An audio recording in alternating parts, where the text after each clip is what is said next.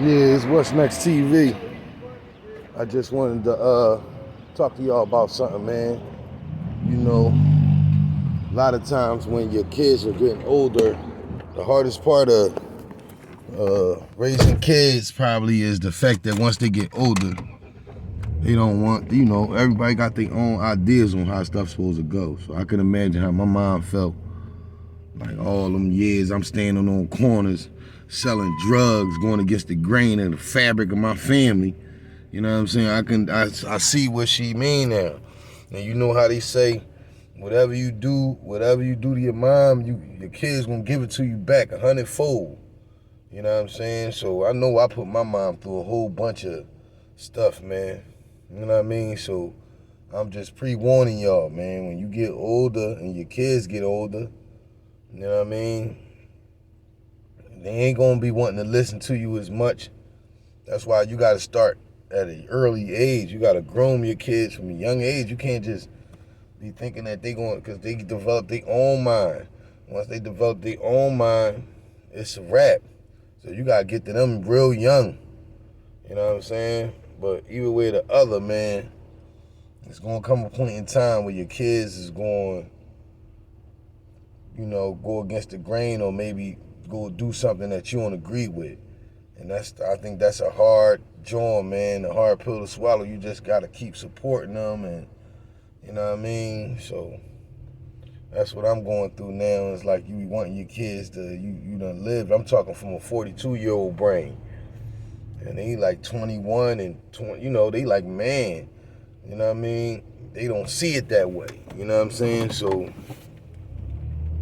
it's just a hard pill to swallow, man.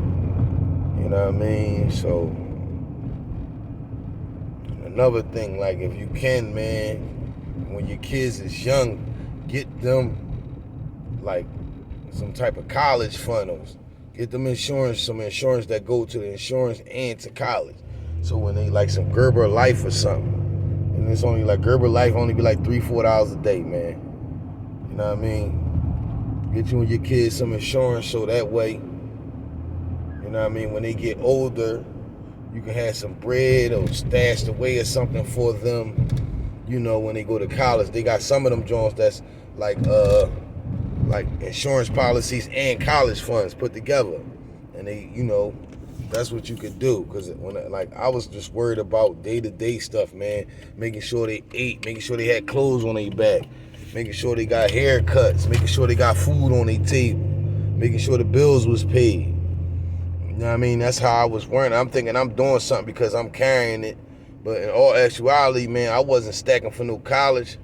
So in turns, I had to take out Plan Plus loans and all kinds of stuff for my sons to go to school. You know what I'm saying?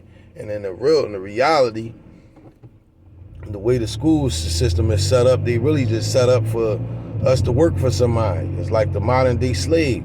So what I should have been doing is stacking some money for them so they can start their own business, setting them up with an accountant and setting them up with, you know what I'm saying, business consultants and, you know what I mean, people in play, a whole system in play that they could just take off and run with it. Like, instead of investing thousands into a school, them people that own them schools, they're already rich. You can invest them thousands into whatever they want to do, and invest it in the setup and in the startup part of it.